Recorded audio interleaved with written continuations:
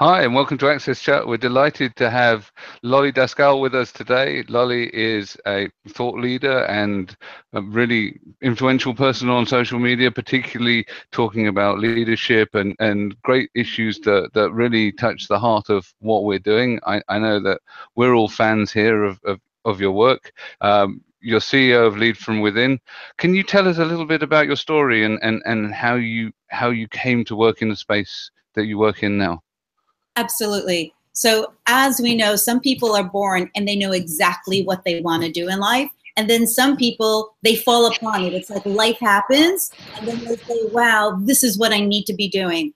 So for me, I didn't wake up one day and say, I want to be a leadership coach and business consultant. I actually was teaching what I needed to learn. And what I needed to learn at the moment in my life was more about how to be grounded and how to go through my challenges. So I was teaching meditation and I was teaching in a place called Esalen in California. And while I was there, in one of my classes was a business mogul. He was very successful and he came over afterwards and he said, I like how you teach. I like how you think. Will you help me with a business problem that I have? And when he asked me, can you help me with a business problem? I kept thinking, I don't know anything about business. Like, why is he asking me? And I don't know if many of you know about the imposter syndrome. It's this imposter that says, why are they asking me to solve something? I have no clue. But I learned very early on that I can leverage the imposter within me that has self-doubt. And I turned it around and I said, Lolly, what are you really good at?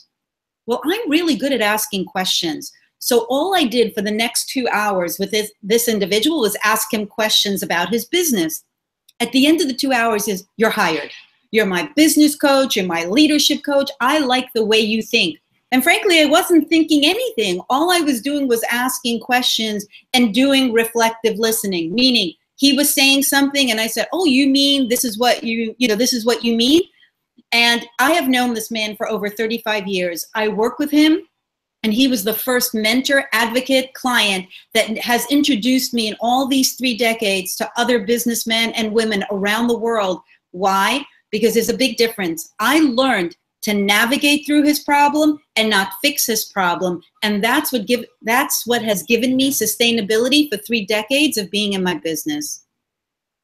Okay, that's really interesting because I think all 3 of us definitely suffer from imposter syndrome. I know I do. Sometimes wonder, why am I here? And you do have to sort of brave it out. But I think it's really interesting. You've made the differentiation between fixing the problem for someone and helping them find a way to fix it. I'm guessing that's really the key to your work is empowering people to understand their own problems. You hit on something very, very important right now. In my new book, The Leadership Gap, What Gets Between You and Your Greatness, I actually talk about 7 archetypes that we need to become to be great. And one of them is the navigator or the fixer. One empowers and one disempowers. One is people trust them and they want to do business with them for 3 decades. And the other one, when you're a fixer in your life, you most likely coming across as arrogant, and it costs you in your success, your relationship, and everything that you want to be. I would say it costs you in your potential. Okay. I know Deborah's got a question. Yes, Lolly, thank you for being on. I have been following your work for many, many years. I love your book. I love, I quote you all the time. I just really like your of what you bring to the table. And I'm not surprised that this businessman understood the value you were bringing, because it's interesting. I like Neil and Antonio. I think we can speak, and you. The imposter syndrome, boy, to be honest, I thought it was more women being impacted, because I know women are really impacted by that, but it's us human beings that are impacted. But I think today, the conversation, so many of the conversations, we struggle with this on AXSChat. We have people sometimes they're just so negative. And I was at a large global conference talking about disability inclusion, and there were many corporations in there. And sometimes these corporations were in this room telling their stories for the first time, because they're sort of, in the United States, a little nervous about this community, because you know, they get sued a lot in the United States. And so we were having this really powerful, really beautiful energy, really talking about a work in progress. Nobody's perfect. We're getting there. And then one speaker said, well, I was really bothered by the way y'all did this, and scolded the entire group. The energy level, you could feel it. It was like a bunch of ghosts walked in the room. The temperature dropped 20 degrees. But I think in our complicated world today, especially in the beautiful US that you, Lolly, and I both live in, there's so much fear and there's so much doubt and there's so much imposter syndrome. How do you really help individuals, whether they're business leaders or future business leaders? How do we get past those things? One thing we can do is read your books. I highly recommend the books. And you have amazing, it's funny, we're all such fans of yours. I'm going to embarrass myself, but I love the workshops that you give and stuff. But to change the world, we have to get out of our own way. We have to believe in ourselves. What are some tips you have for everyone, including individuals with disabilities that maybe feel they don't add value because, once again, fill in the blank? Well, just let me say something. This is a mutual admiration. I admire all three of you for what you do. Neil, Antonia, Deborah, you are amazing human beings. We need to clone you, replicate you, and put you throughout the world.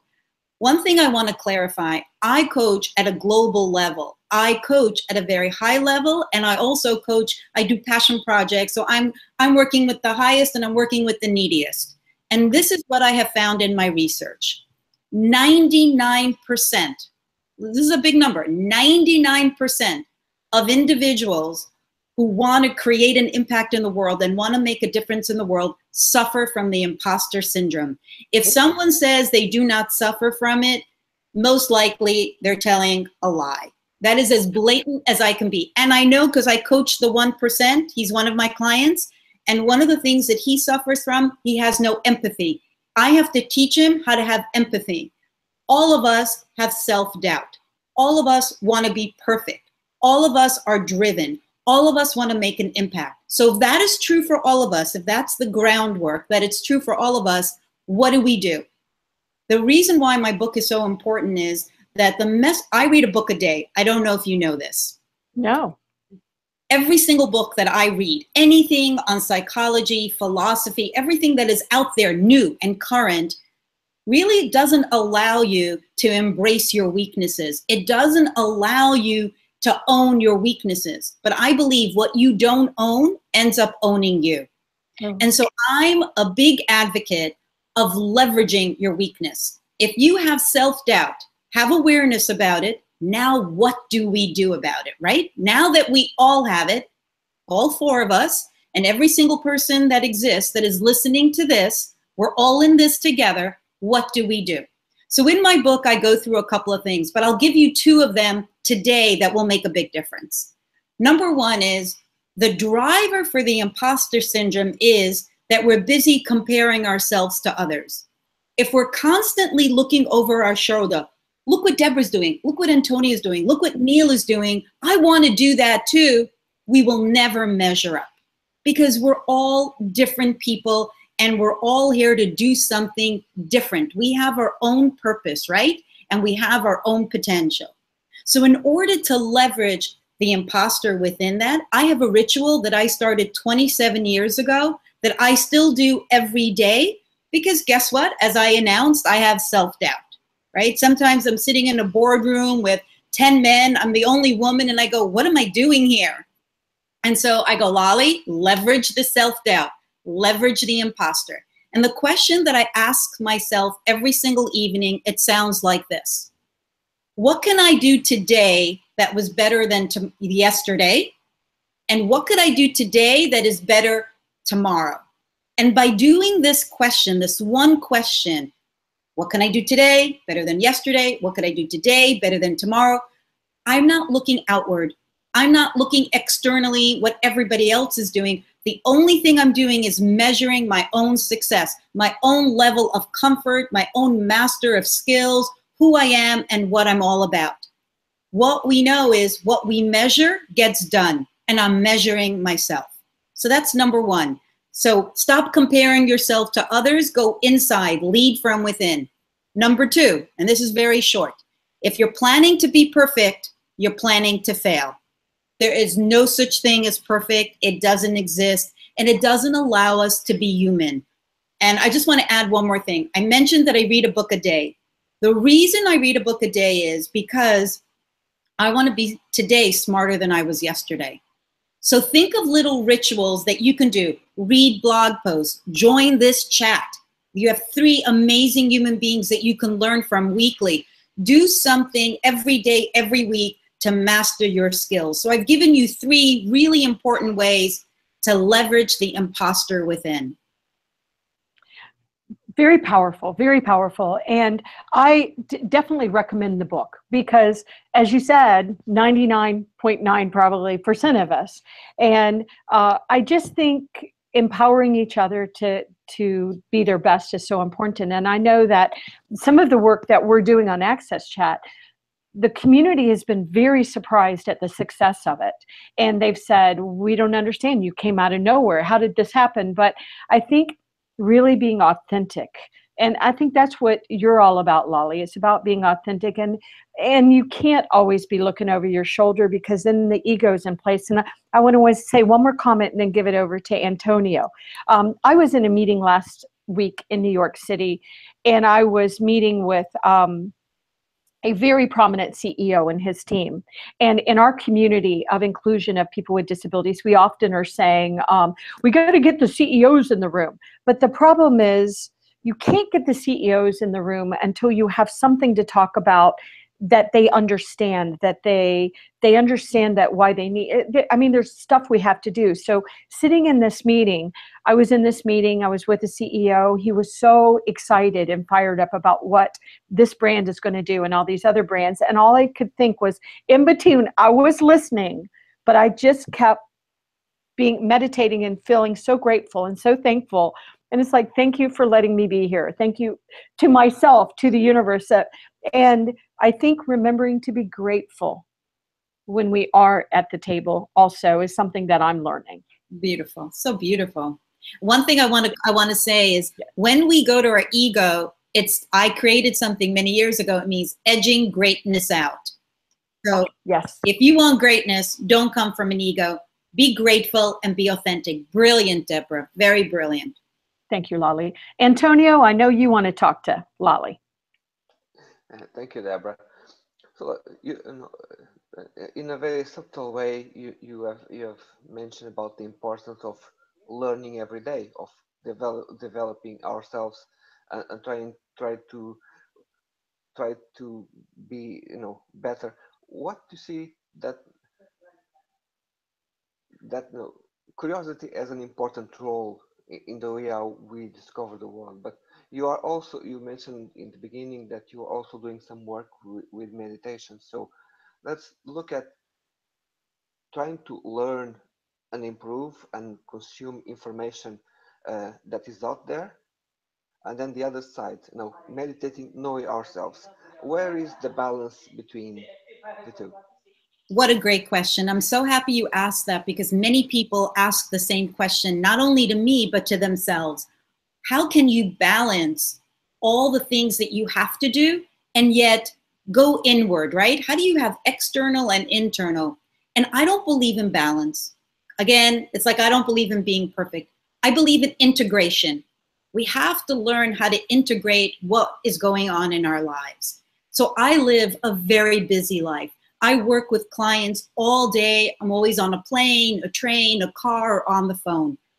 And so what I do, how do I integrate mindfulness and mastering new skills? So I dedicate my early mornings between 4 o'clock and 6:30 to reading. And I dedicate my evenings right before bedtime, not even preparing for the next day, but for gratefulness and this exercise of meditation, of going inward and measuring from within. And so it's like bookends of my day, right? I work on myself in the morning and I work on myself in the evening. And during the day, I allow myself to be very present with whatever work I have to do. If I am talking to someone, I'm talking to them. I'm not worrying about how can, I need to do something else or I need to run to another client. No, I am fully present. So 2 things, work on yourself, but integrate it into your life. And when you have the moments of whatever you're doing, be very present. Thanks, that's great. Go on, Antonio. Quite a challenge because every day we have these devices. We're always Yep. with them. They are useful and at the same they disturb us at the same time. So it's important that we somehow are able to switch them down, put them a little bit apart. But at the same time they are a tool for work. So can you tell us a bit about that? How you manage that space? Because you have to talk with customers, you have to have them there sometimes on the phone with you. How do you somehow are able to go a little bit out of it? Great question. Again, very important questions because we all want to know the answer to that. My biggest, I think the biggest secret or the biggest how I run my business is managing expectations. So with every single person, I will say, I have 30 minutes. That's all I have. Let's do whatever we can in these 30 minutes. If it's over 30 minutes, I'll get back to you. I don't pick up my phone. I don't get distracted. I'm very present, but I manage expectations. And I also schedule my day where I know that I could manage what I need to do. And as we know, life then throws us curveballs, right? And something happens and it gets out of whack. So what I do is, again, I manage expectations. I tell those around me something came up. I'm very transparent. I'm very authentic. I communicate everything. And I feel that if you communicate with people, people will understand and people will be okay with it. But if you're busy and you're distracted and you don't communicate and you don't manage assumptions, it ends up costing you. So I go that extra mile of including people in what I'm working on, what I need to get done, how long it will take me. And like I said to you guys earlier, I can do this, but I need to do a full stop at a certain time because I have to honor my next client. That's managing expectations. And it works. It really works. Wait, tell me, does it work? Did it work for you guys? Yeah. No, absolutely works fine. And I think that this is something. Yeah. This is absolutely something that we see too often not happening in business life. People are always afraid to say no. I see it all the time. People don't want to give people the bad news up front. What that tends to happen is that then they give them worse news afterwards when they're unable to deliver the things that they promised that they knew that they would never be able to deliver in the first place. So yeah, I think honesty is the best policy, but it's hard sometimes because people feel pressure. So I know that again that it takes a certain amount of confidence to be able to be upfront about setting those expectations, especially if someone else has different expectations. So how do you close that? How do you close that gap between someone's wants and desires and what you actually can deliver? Great question. So I think it's the 6th chapter of my book, we have to be truth tellers. If you're not, a truth teller is someone who really prides themselves on being honest and speaking with candor. What people don't realize, if they withhold information, if they tell half truths, if they don't communicate and manage assumptions, you know what happens? Paranoia sets in. People start to make up stories. Why isn't she calling me back? Why isn't she doing that? Then what happens? Suspicion is born. So you become a deceiver who creates suspicion, even if you're the nicest person, and it ends up costing you in your success. So in the book, I talk about what we need to do. Something is very interesting that you said. You said that, telling the truth is hard. Saying no is hard. In my research, I have found, and this is really scary, that every 3rd sentence when people speak is a lie. So being a truth teller is very difficult. So I'm extremely mindful when I'm present to tell the truth. I don't think I could make it. I think this won't be as good as you think it could be. Can you give me more time? I think, and I urge every single client that I ever worked with, tell them the whole truth and nothing but the truth. Why? Because the truth might hurt for a little, but a lie will hurt forever. So I think that's why you should honor the truth teller within you. Okay, so I agree. I think that quite often, though, there are management cultures where it is difficult to tell the truth, because we've still got this hierarchical structure where you must always tell people what they want to hear rather than what they need to. So when one of your clients is in that kind of situation, how do you coach them to disabuse someone of their illusions in a way that diffuses that situation? Because quite often it can be quite fraught, because you've got the power play going on between the manager and the person that needs to tell them that the emperor has no clothes. Oh, what a great question. First of all, this happens on a daily basis. This is not what you're describing happens all the time. I know. Every organization I work with, right?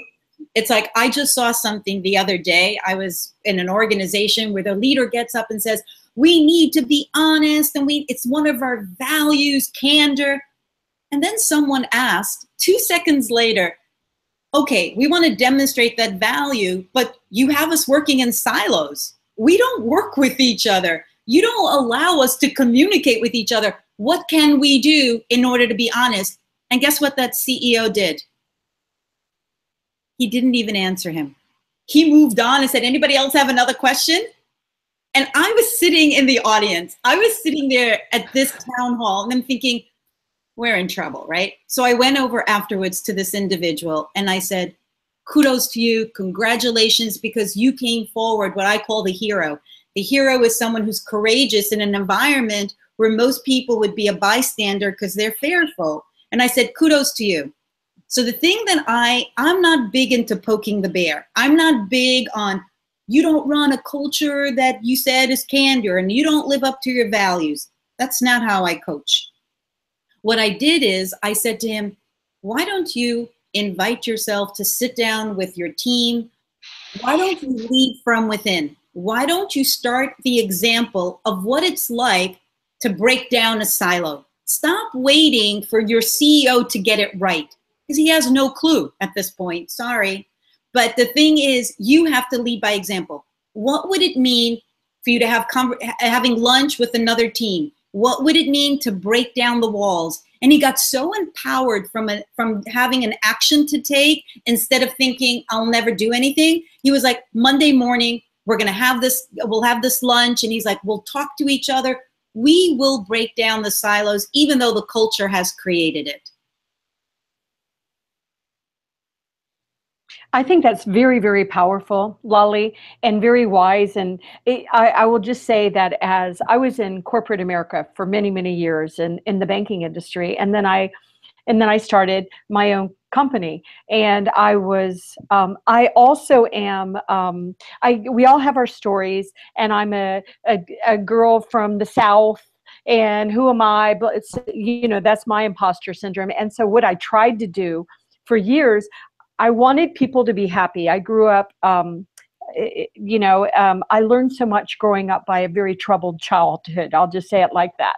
And I grew so much, but I was always the peacemaker.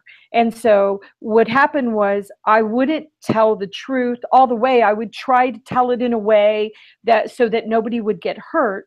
And I had actually people, including employees, come to me and say, we love you, but you think everybody's good, and it's not that everybody's not good. It's not that black and white, but because you try so hard to make it right for everyone, you're not being authentic. And I mean, they didn't say it that bluntly, but one thing I have learned is that I am going to be transparent and I am going to be authentic. I'm going to do my best not to hurt your feelings. But there was an incident the other day on social media, and somebody right out of the gate was very negative, and I responded immediately, and I said, really?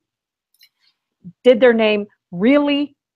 And they deleted the tweet and came in and started having a more grounded conversation. So I just want to say that honoring the truth, it is sometimes very hard. And I'm working now with major corporations in the UN and things like that. And I always am always going to be authentic and tell my truth, and hopefully in a way that empowers others. But I think that has gotten us in trouble, certainly in the US, certainly globally, more than anything else. The other day I was listening, I'm like you, I read a lot of books, I listen to a lot of books on tape, and I personally think you need to be on Oprah Super Soul Sunday. I will put that out there because your voice needs to be even bigger. But I think us not being honest enough to tell each other the truth, no matter who it is. And like you said, sometimes knowing, where do I begin to make a difference? Can I make a difference? When I was in corporate America, I was an entrepreneur in the company, always. And I always was really engaged because I was grateful that that company paid my salary. I would get a paycheck. You don't always get that as an entrepreneur.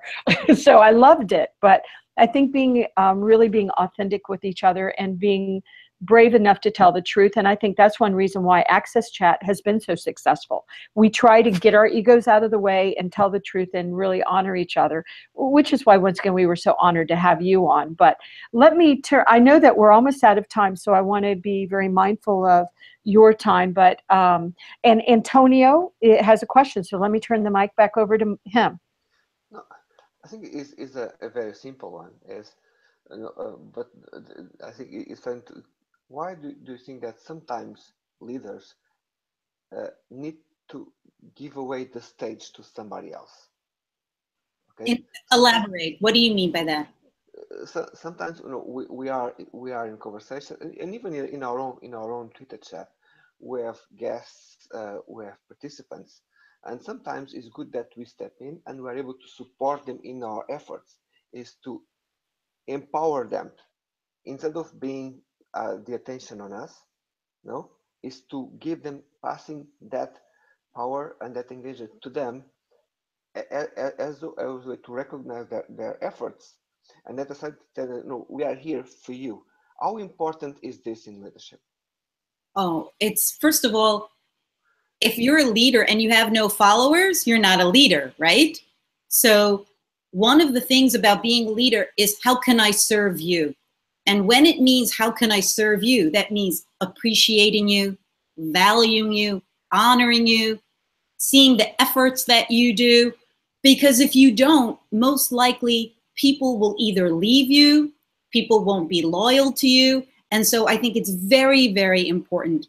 Leader doesn't mean authority. It doesn't mean power. That's not what true leadership is.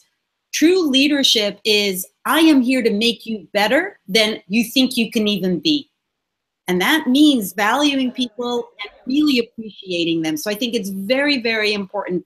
Any leader that is usually of power and authority, people don't have respect for. And we know that. We can see it through history. We can see it through all the things that we go through on a daily basis. I think that definitely as we move into a more modern style of management and leadership, the requirements for how you lead network organizations are very different from the linear hierarchical styles that we've seen in the past. I'm very interested in how we can leverage the network, and you've got a great network, and we've been trying to replicate some of that with AXSChat with a deal of success, to really amplify the voices of the community of people with disabilities, because quite often we're not heard, or if we are heard, it's in the wrong way. So what advice do you give us for continuing to grow that influence? Because obviously you do a damn good job of that. So I'll tell you a little story that you might enjoy. I'm going to leave out the famous names because it's not important, but the essence of the story is very important. And it'll answer the question that you just asked. I was one of the first adapters of Twitter when it first came out. And I was doing what everybody else was doing. And I wasn't growing my followers, and I wasn't having great, I didn't think I was making a difference or getting traction. And one day I was leaving my client, and he said, Lolly, that was so helpful, but I'm only going to see you in 6 weeks from now when you come back to Europe. How am I going to remember all the things that you said? I want to remember them. And so I was thinking on the plane coming back to the States, you know what? I'm going to take to Twitter. If my client wants to remember some of the things that I've said, maybe other people want to know the kind of coaching that I'm doing. So I took to Twitter and I started to tweet these little things that I call lollyisms, things that I say, you know, follow your heart, lead from the heart. And I was just like twittering away. And I went from 2,000 followers to 10,000 followers in a week. And you can look it up. Go back to Twitter's history and you can see I just like surged. What was the secret? The secret is that I decided to bring value of who I am and what I have to offer, not worrying what everybody else is doing, not mimicking everybody else's Twitter feed. So the thing is, what do you do that is unique? Number two is it got the attention of a very highly individual, and they called me and they said, well, we're charging $100,000 to our mastermind group, and we want to know how we can become influential on Twitter. We want what you have. What is the answer? And I said, it's one word. And they said, what do you mean it's one word? And I said, value. Bring value to your community. Bring something that makes a difference to your community, and then it will grow. You know, there's this beautiful movie in America, it's called Field of Dreams. You know, if you build it, they will come. Build this community and it will grow. The three of you are amazing human beings. Everything, I can tell, everything that you do is from the heart. Bring value, be of service, grow it. They will come. You will be the influencers that you want to be. Yeah. Oh, well, and thank you. But one of the things I'm clear about is that I want not just for us to be influencers, but for people within our community to also influence, and for that to grow and expand and it to be a groundswell and a movement. That's the ultimate goal. Is we want it to be inclusive, and inclusion means everyone's invited to the party. So well, if you're great, absolutely. they're great. They're great. You're great. Yeah. This is your community. You know, start calling yourself the movement. Put it out there. Put that hashtag. Everything that you join our movement. We're all, you know, we're all for one and one for all. You know, start creating momentum. And it's not about you as being influencers. I'm not an influencer. My tribe is what is that's what it is. That's where it really exists. I could be on top of a mountain saying all my lollyisms, but if nobody's listening, right, who cares? Yeah.